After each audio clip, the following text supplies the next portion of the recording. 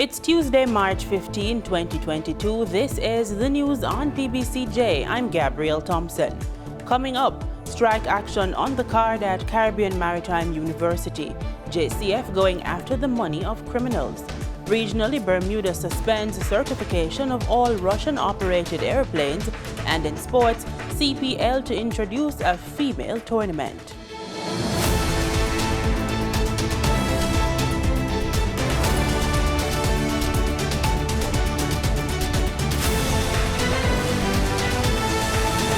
The leader of the opposition, Mark Golding, will give his reply today, March 15, in Parliament as the 2022-2023 budget debate continues.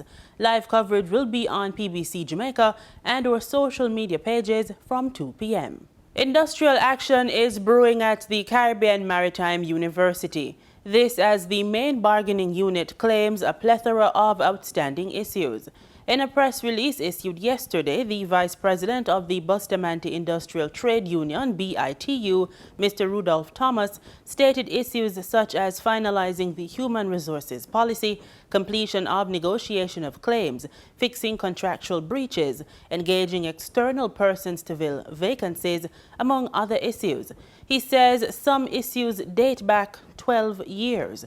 Mr. Thomas says, quote, "The workers have indicated that enough is enough. These outstanding matters should not carry forward into a new fiscal period without genuine steps taken to finalize them one by one if necessary. We have also notified the Ministry of Labor and Social Security by copy of the notice served of the high probability of industrial action. We, however, hope good sense will prevail," end quote. Mr. Thomas advised that although the university does not appear on the 5th schedule of the Labor Relations and Industrial Disputes Act as a responsible union, they have served notice of industrial action mirroring that which is set out under Section 5B of this same act. The Caribbean Policy Research Institute, Capri, has released its report on vaccine hesitancy. The report explores the reasons behind the low uptake of COVID-19 vaccines in Jamaica and gives recommendations to increasing demand based on findings from a survey. Jamaica has the second lowest rate of fully vaccinated persons in the Caribbean region, trailing at 22%. Speaking during the televised presentation and panel discussion, Chief People Officer Christina Ivey shared who is typically vaccine hesitant. This person is young, low income, did not finish primary school, is not religious, is not complacent, but is risk averse, and does not trust the government or the vaccine. We can further break down the profile of the vaccine hesitant. The survey uncovered that 18 to 24-year-olds were the most likely to be unvaccinated, with nearly 70% of them having not taken the vaccine. This may not be due to any intrinsic difference in age categories, but to their sources of information. Younger people are more likely than older people to get their information from social media, where conspiracy theories and anti-vaccination propaganda thrive. We also found gender was not an important determinant of vaccine hesitancy in Jamaica, unlike many other countries. Education was, however, a critical determinant of willingness to be vaccinated. 46% of persons with a bachelor's degree were vaccinated, compared to only 33% of those who did not finish high school, and 23% of those who did not finish primary school. The study highlighted the lack of safety information of vaccines, the inconvenient location selected for vaccination, and the lack of trust in the government. Health and Wellness Minister Dr. Christopher Tufton, who was a member of the panel, said the findings are interesting and will ask his team to review the document. He acknowledged it is unfortunate that the vaccine take-up rate is well below what it should be and expanded what he thought was a key reason for this. I think the timing issue is important and perhaps, I would have certainly liked it to be more included in the process because the perception around the vaccination program in the early stages of COVID, when the vaccine at that time was not actually available, when the risk was perceived to be highest, people had significant fears, but the vaccines were more concentrated into parts of the world, the developed world. to my mind, created a missed opportunity for take-up for us. Later on, as the risk became perceived as not as intense, and the noise around vaccination and the anti-vaxxers, and even in the medical fraternity where there were mixed views, it created a trust issue, not just among the policymakers, but generally speaking. When asked about his thoughts of a lack of trust in the government, Mr. Ian Steen, PAHO's representative to Jamaica, had this to say. Certainly, trust is going to be a factor. And the trust in the vaccine, the trust in authorities is something that we're seeing across a broad range of countries, not just in, as you've seen here in Jamaica. So for us, the issue is we are looking at how there is this change in what we would call the social contract. Right?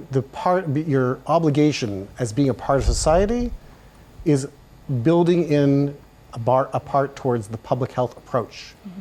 And so that, I think, marries with this issue of trust, because I think as we've seen over the past several years in many different places, in many different countries, that this issue of a belief in what has been a traditional approach, a traditional source of information, has changed with the new information age that we have it. The report can be found online at capricaribbean.org. Commissioner of Police Major General Anthony Anderson says that law enforcement agencies will intensify their partnerships and coordinate operations to seize the unexplained wealth of criminals. He explained gangs thrive because of the broader support systems. Over the course of 1 week, the JCF managed to seize 44 illegal guns and arrest 3 persons in connection with the 21 that were discovered by Jamaica Customs. That is, we're strengthening that customs partnership in a big way. We're going to see a lot more activities in relation to that.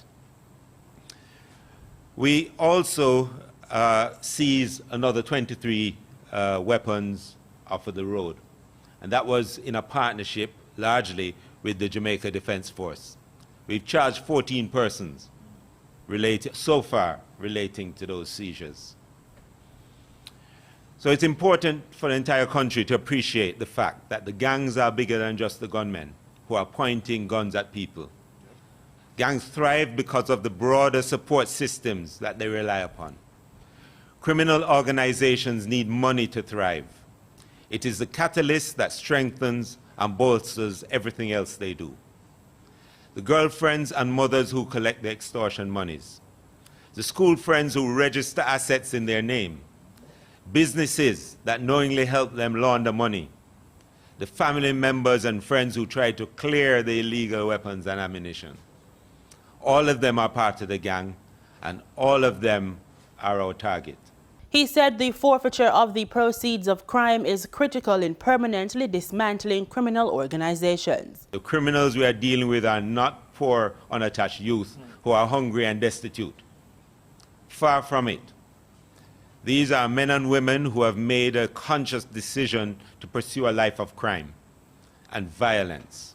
They are amassing considerable amounts of wealth, and they are using that wealth to purchase guns, to hire gunmen and support gangs. Indeed, many of these criminals have come from poor communities. But once they amass their wealth, they opt to live lavish lifestyles, showing no regard for the people they grew up with. They would much rather engage in money-burning contests than help the poor and needy. They are quicker to wash their high-end vehicles with Hennessy than to fund a school feeding program. These people are using their wealth to hold entire communities to ransom.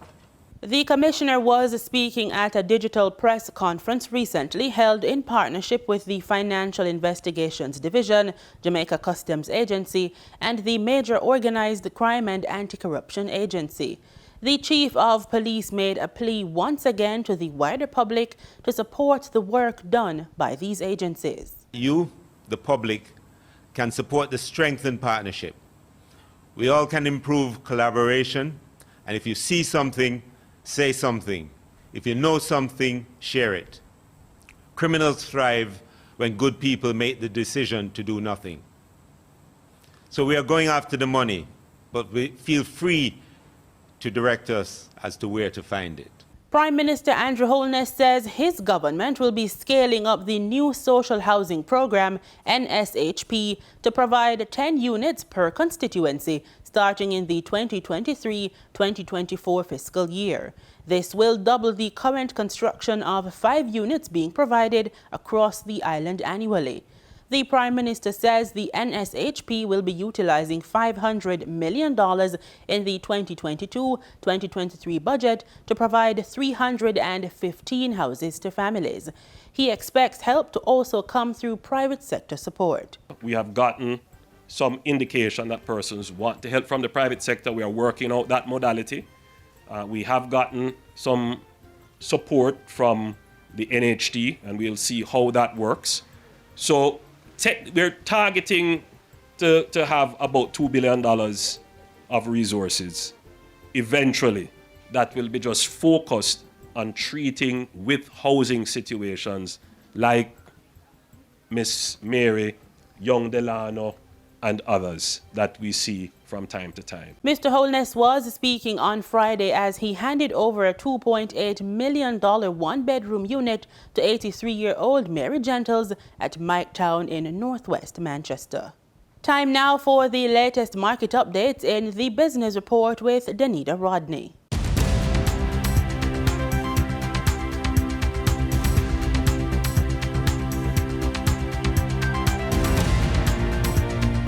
In foreign exchange trading for Monday, March 14, the US dollar sold for an average of $153.48. The Canadian dollar ended trading at $120.01. The pound sterling traded for $202.80. And the euro sold for an average of $171.26. The following reflects the movement of the JSE indices in Monday's trading session. The JSE index declined by 10,931 points to close at over 300,000 units. The junior market index advanced by 1 point to close at over 4,000 units. The combined market index declined by 10,223 points to close at over 400,000 units. And the All Jamaican Composite Index declined by 1,713 points to close at over 400,000 units. Overall market activity resulted from trading in 109 stocks, of which 32 advanced, 58 declined, and 19 traded firm. Stocks advanced for 138 Student Living Jamaica Limited Variable Preference, 1834 Investments Limited, and Berger Paints Jamaica Limited. Stocks declined for 138 Student Living Jamaica Limited, Access Financial Services Limited, and AMG Packaging and Paper Company Limited. Trading firm were Community and Workers of Jamaica CCU Deferred Share, Consolidated Bakeries Jamaica Limited, and Everything Fresh Limited. JFP Limited was the volume leader with over 10 million units, followed by JMMB Group Limited's 7.35 cumulative redeemable preference share with over 7.6 billion units, and Wigton Wind Farm Limited ordinary shares with over 7 million units. In market data for oil prices saw losses on Tuesday, sliding to a 2-week low as ceasefire talks between Russia and Ukraine eased fears of supply disruptions, and surging COVID-19 cases in China fueled concerns about slower demand. Brent futures dropped $5.95 or 5.6% to $100.95 a barrel. West Texas Intermediate crude fell $5.49 or 5.3% to $97.52 a barrel. And that was the business report on PBCJ. I'm Danita Rodney.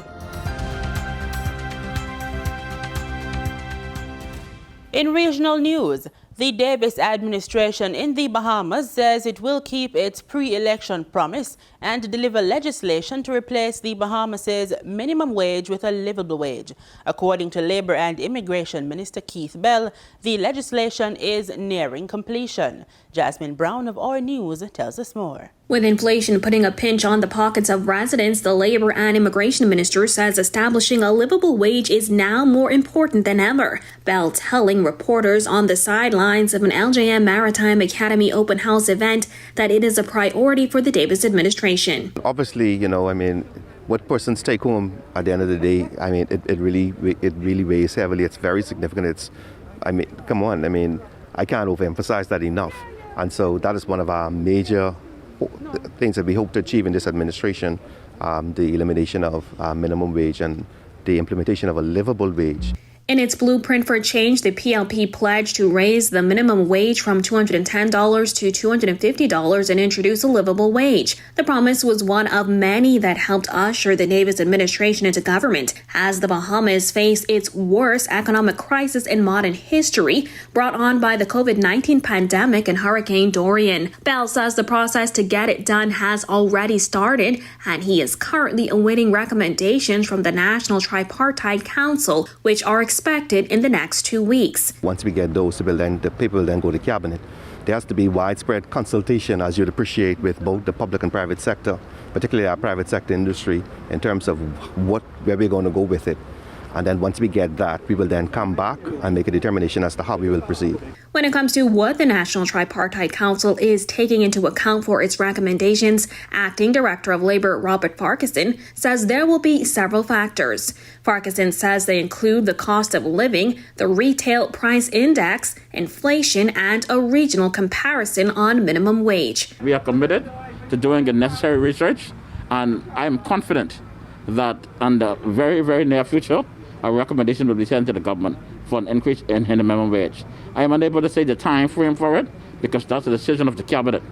However, I can say that the National Tripartite Council is actively pursuing this measure, and we look forward to submitting a recommendation to the government in the very, very near future. Now, as you just heard, Bell says the fact of the matter is it will take some time as there has to be widespread consultation. However, he does say the Davis administration is determined to get it done as quickly as possible. Reporting for our news, I'm Jasmine Brown. In Guyana, the government has decided to move in the direction of ending COVID-19 protocols. After 2 years of battling the COVID-19 pandemic and with a number of active cases now around 200, the government of Guyana has decided to move in the direction of ending the COVID-19 protocols from this week. In a brief statement with News Source on Sunday, President Fanali said the move is in keeping with all that is being done globally. He said it's in keeping with the proactive and progressive way in which the government has been dealing with the issue. And he said if you look globally, everyone is moving to rely on public health education and responsibility. And everyone is moving in the direction where the society has to start living. Guyana's vaccination program against COVID-19 has been doing well, with 85% of the country's adult population receiving the first dose of one of the COVID-19 vaccines, while 65% of the country is now fully vaccinated. The president said although restrictions will be lifted, the National COVID-19 Task Force will continue to work. He said the task force will focus its attention on a heavy vaccination campaign and will continue to encourage safety measures. President Ali also said the private sector and civil society groups will be working closer with the task force to continue educating the public about the virus and vaccines. Last Friday marked 2 years since COVID-19 was first detected in Guyana, and the country recorded its first death. Since then, the country has recorded more than 1,200 deaths and over 63,000 cases. The deadliest month for the pandemic in Guyana was September of last year, when 173 persons lost their lives to the virus. The month with the highest number of new cases was this past January, when a whopping 20,536 new cases were recorded. But the number of new cases and deaths has been declining over the past month, forcing the relaxation of some of the national restrictions that have been in place for the past 2 years. In Bermuda, due to the international sanctions over the war in Ukraine, Bermuda's aviation regulators say it is suspending certification of all Russian-operated airplanes registered in the British overseas territory. Bermuda's aviation regulator said it is suspending certification of all Russian-operated airplanes registered in the British overseas territory due to international sanctions over the war in Ukraine, in a move expected to affect more than 700 planes. The regulator said it was unable to confidently approve the planes as airworthy due to the impact of sanctions on its ability to conduct safety oversight. Manufacturers are no longer providing parts to the Russian airlines as part of those sanctions. The decision of Bermuda Civil Aviation Authority, which was announced on its website late on Saturday, meant that the planes would be grounded. No plane is permitted to fly without a certificate of airworthiness, which is issued by the Civil Aviation Authority in the country where the plane is registered. In sports, we're off the stumps with cricket. Australia continued their march towards the Women's Cricket World Cup semi-finals with a 7-wicket demolition of the West Indies women in Wellington. West Indies were hustled out for only 131, with Elise Perry and Ash Gardner claiming 3 wickets each. Opener Rachel Haynes made an unbeaten 83 as Australia chased their target with 19.4 overs to spare. Australia tops the 8-team group with 4 wins from 4 games, while West Indies lie 5th. A second defeat in their 4th match leaves the West Indies women sitting outside the semi-final places. And still in cricket news, this year's Hero Caribbean Premier League CPL will feature a women's tournament with 3 franchise teams competing for the first ever women's CPL title, playing alongside the men's tournament starting in August. Hero CPL and Cricket West Indies made the announcement on Monday as it revealed that the teams competing in the inaugural WCPL are Barbados Royals, Guyana Amazon Warriors and Trinbago Knight Riders, which will showcase the best female cricketers from across the Caribbean, with overseas stars rounding out the teams. The 2022 tournament will be celebrating 10 years of the biggest party in sport and enters its 10th season off the back of a highly successful 2021, with over 500 million viewers tuning in for the 2nd successive year. Ricky Skerritt, CWI president, commented, quote, "Increasing the opportunities for West Indian women and girls to get involved in cricket is one of CWI's strategic priorities, and we are delighted that we have been able to partner with CPL to further the expansion plans that we first unveiled in 2019 prior to the arrival of the COVID-19 pandemic. We are confident that all CPL women's games will be highly competitive and will add quality entertainment to our fans in the region and around the world," end quote. And with that, we pull up the stumps on today's newscast. On behalf of our entire news production team, thanks for watching the news and for making it PBCJ, the People's Station.